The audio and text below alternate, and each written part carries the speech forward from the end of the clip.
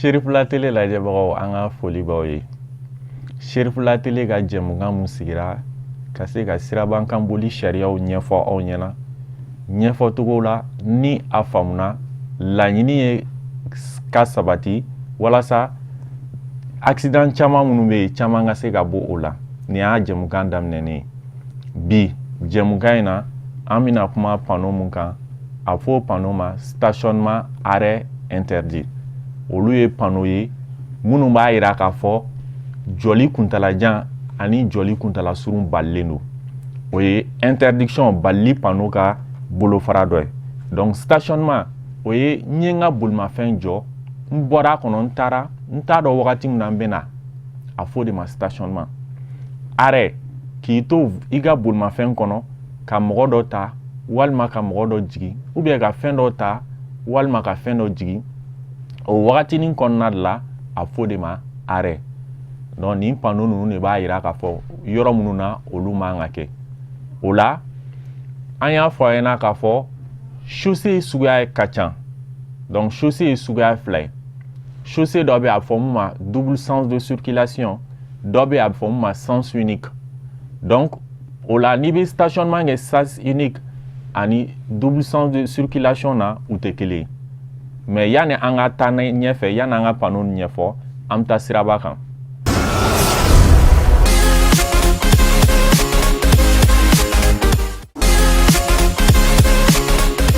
Panneau stationnement a bɛ dɔn koroni bulama ka terrain ci a la a bɛ dɔn o tamasiyɛn de la. Bon a dabɔlen don i yɛrɛ lakana na parce que mobili filɛ nin ye circulation duguba a dilancogo o b'a o de jate minɛ ka se ka panneau fixer yɔrɔ dɔw la wa mɔgɔ min man kan tɛ ka jɔ fan bɛɛ a bɛ na ni bon indiscipline bon ma dɔn m'a fɔ cogo min na a bɛ na ni sababu ye mɔgɔ kana se e yɛrɛ ka bolifɛn ma a mɔgɔ kana se e yɛrɛ ma a bɛ surtout école an filɛ nin ye yɔrɔ min na école so filɛ nin ye a yɔrɔnin na a bɛ se n'i ye mobili jɔ yan denmisɛnnin ninnu u bɛ bɔ cogo di u bɔcogo bɛ gɛlɛya. Donc u panneau nin kan ka bila yɔrɔ min na a bɛ bila circulation na denmisɛnninw bɛ se ka lakana yɔrɔ min na senatigiw kan ka se ka lakana yɔrɔ min na sarabadaw la mobili man kan tɛ ka jɔ yɔrɔ min na a bɛ jɔ a bɛ placer o yɔrɔ ninnu de la. Stationnement interdit ye i man ka jɔ yɔrɔ mobili man ka jɔ yɔrɔ min na ka mɔgɔ jigin walima ka mɔgɔ ta.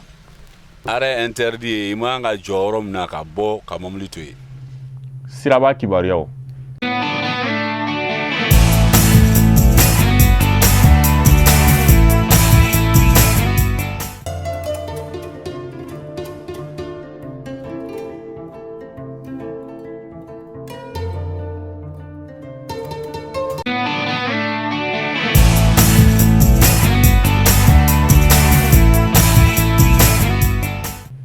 O la suguba kɔnɔ wagati dɔw la a bɛ taa sɔrɔ yɔrɔ dɔw bɛ yen n'i jɔra dɔrɔn agent dɔw bɛ na u bɛ nɛgɛ don i ka pine la u b'a yira k'a fɔ i tun man ka jɔ nin yɔrɔ la. Donc panneau minnu b'a yira k'a fɔ o yɔrɔ la i man ka jɔli kuntalajan kɛ walima i man ka jɔli kuntala surun kɛ n'a fɔ panneau ma stationnement arrêt interdit. Donc bi an bɛ ka kuma o panneau de kan. Stationnement o ye k'i jɔ ka bɔ bolimafɛn kɔnɔ ka taa i t'a dɔn wagati min na i bɛ na a fɔ ma stationnement. Arrêt o ye k'i jɔ ka mɔgɔ ta walima ka mɔgɔ jigin a fɔ de ma arrêt. O la o panneau ninnu n'i bɛ stationnement kɛ an ko chaussée ye suguya fila ye. Chaussée dɔ bɛ yen a fɔ double sens de circulation an y'a fɔ k'a fɔ chaussée o ye voies bɛɛ faralen ɲɔgɔn kan. Voie bolimafɛn bɛ boli fan min kɔnɔ a fɔ de ma voie.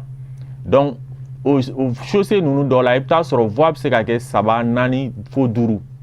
Donc ni chaussée a double sens de circulation de don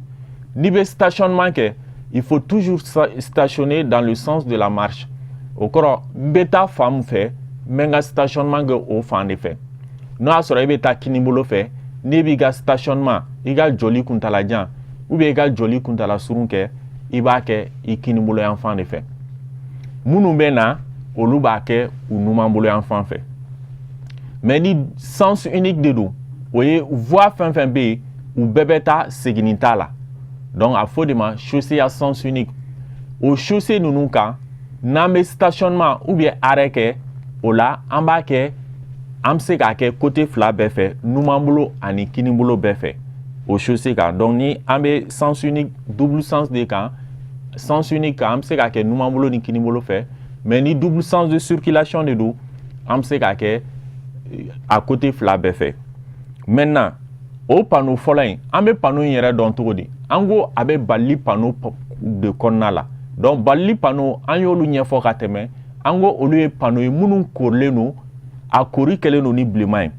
donc mun ye stationnement ni arrêt ta ye i bɛ taa sɔrɔ courant de bɛ k'a kɔnɔ terrain bɛ k'a kɔnɔna la donc ni a courant-lama don i n'a fɔ nin fɔlɔ in o b'a yira k'a fɔ ko k'a ta panneau in turu yɔrɔ la fo ka taa bila sira kunbɛn na jɔli kuntalajan ani jɔli kuntala surun a bɛɛ balilen don an man ka si kɛ nin yɔrɔ la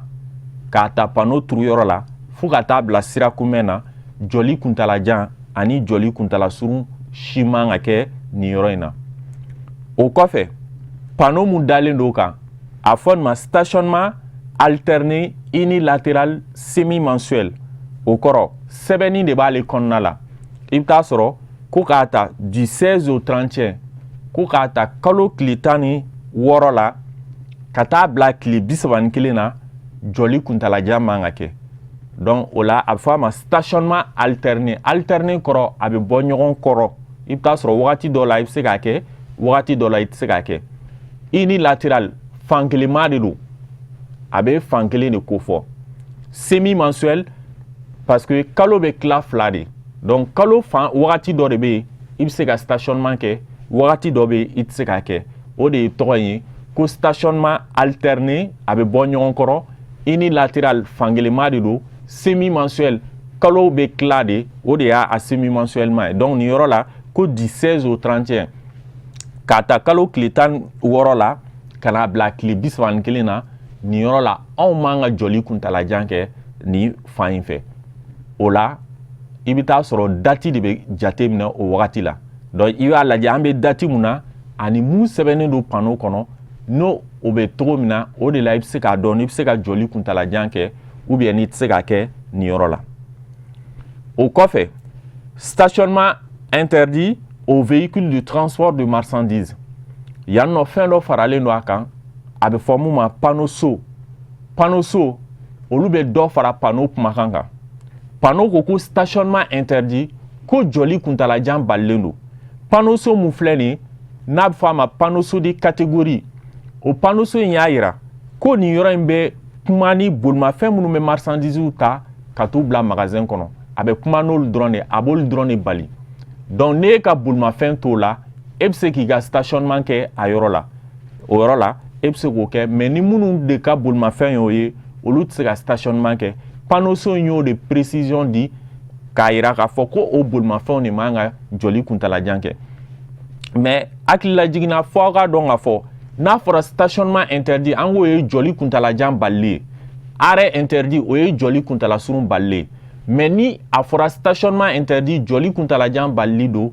i bɛ se wagati dɔ la ka jɔli kuntala surun kɛ ni fɛn t'i bali ka d'a kan wagati dɔw la ani yɔrɔ dɔw bɛ yen nɔ panneau yɛrɛ bɛ yen o panneau tɛ yen i man ka jɔli kuntalajan kɛ i man ka jɔli kuntala surun kɛ an bɛna tila k'olu ja dɔw yira aw la i n'a fɔ o exemple bɛ yen nɔ mais n'a fɔra ko jɔli kuntalajan balilen don ni foyi t'i bali i bɛ se ka jɔli kuntala surun kɛ mais n'a fɔra ko jɔli kuntala surun de balilen don arrêt interdit o la jɔli kuntalajan tɛ se ka k'o la o kɔfɛ panneau wɛrɛ mun dalen don nin kan a fɔ nin fana ma stationnement interdit ko jɔli kuntalajan de balilen don mais panneau so in faralen don ale kan an ko panneau so bɛ dɔ de fara panneau kumakan kan panneau ko jɔli kuntalajan balilen don panneau so ko flèche mun filɛ nin na a fɔ nin ma panneau so de direction o panneau so de direction in b'a yira k'a fɔ ko flèche a kalakisɛ in ɲɛsinnen don ka taa yɔrɔ min ma jɔli kuntalajan in balili ko bɛ o yɔrɔ de kofɔ a tɛ yɔrɔ tɔw fɔ mais kalakisɛ ɲɛsinnen don yɔrɔ min ma ko o yɔrɔ de la an b'an ka jɔli kuntalajan kɛ o kɔfɛ mun dalen don o kan stationnement interdit à partir du panneau jusqu'à la prochaine intersection an y'o de fɔ an ko balili panneau olu ka kumakan bɛ daminɛ a turulen don yɔrɔ min fo ka taa bila intersection na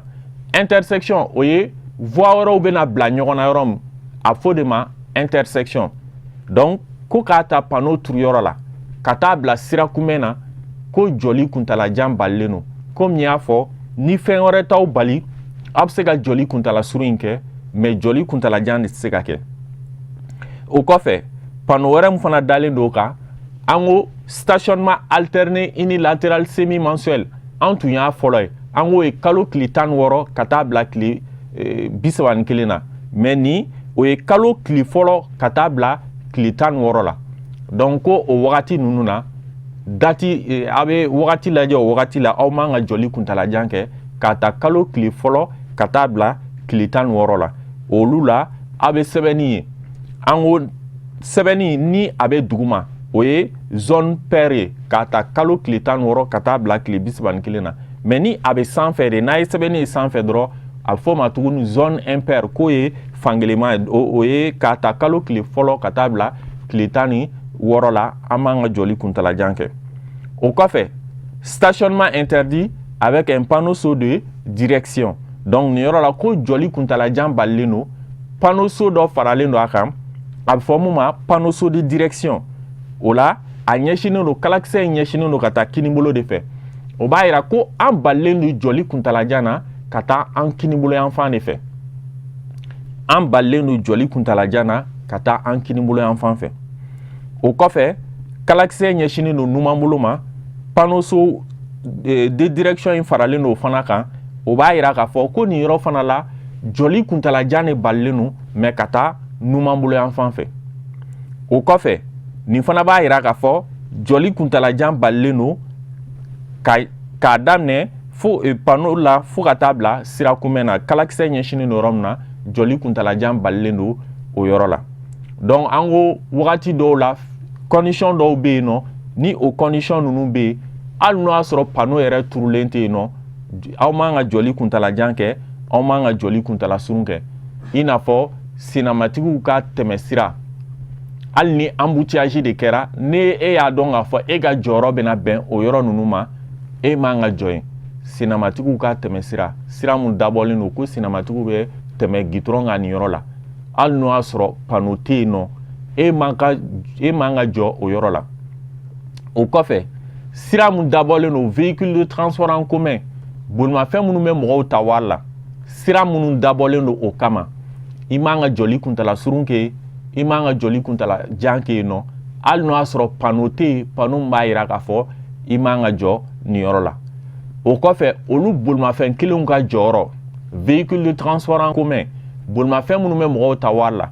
olu ka jɔyɔrɔ an man ka jɔli foyi kɛ o yɔrɔ la o kɔfɛ virage dangereux farayɔrɔ jugu an man ka jɔli fansi kɛ o yɔrɔ ninnu na parce que n'i jɔra virage ninnu na mɔgɔ minnu bɛ na farayɔrɔ jugu la mɔgɔ minnu bɛ na olu tɛ yen joona o la hali n'o y'a sɔrɔ bolimafɛn tiɲɛna de k'a fɔ i diyagoyalen don ka bolimafɛn jɔyɔrɔ la fɛn min bɛ yen n'a bɛ fɔ o ma signalisation triangle de pré-signalisation an b'o de bila mɔbili ɲɛfɛ a kɔfɛ walasa minnu bɛna yɔrɔ jan u k'a dɔn k'a fɔ mɔbili tiɲɛnen de don o de y'a to a jɔlen don nin yɔrɔ la ligne continue an bɛna s'a ma gitɔrɔn sanfɛ tɛrɛ ninnu a ma dabɔ ka gitɔrɔn cɛ ɲa a bɛɛ bɛ fɛn dɔ de fɔ donc an ka jɛmukan nataw la an bɛna olu ɲɛfɔ an ɲɛna donc ligne dɔ bɛ a fɔ mun ma continue ale ye jamjan de donc ale i b'ale jate i b'a fɔ kogo de gitɔrɔn a bɛ gitɔrɔn fan o fan e man ka yɛlɛ a kan donc nin yɔrɔ la i bɛ taa sɔrɔ ni e jɔra a bɛ kɛ sababu ye minnu bɛ tɛmɛ e la f'olu ka yɛlɛ o ligne kan o dun ni yɛlɛn'o kan o ye infraction de donc nin yɔrɔ ninnu fana la jɔli kuntalajan ani jɔli kuntala surun balilen don o kɔfɛ terrain tɛmɛsiraw passage à niveau i bɛ taa sɔrɔ terrain bɛ tɛmɛ yɔrɔ minnu na jɔli kuntalajan ani jɔli kuntala surun balilen don ka d'a kan ne y'i jɔ minnu bɛ kɔfɛ ka na olu tɛ a dɔn ni terrain bɛ nalen ou bien n'a a tɛ nalen o kɔfɛ n'i ka jɔli bɛ kɛ sababu ye panneau dɔ jɔlen don a kɛra dugu kɔnɔna ye o dugu kɔnɔna tɛ o mais e ka jɔli bɛ kɛ sababu ye n'i y'i jɔ panneau in bɛ datugu minnu bɛ na o tɛ panneau in ye o yɔrɔ ninnu fana la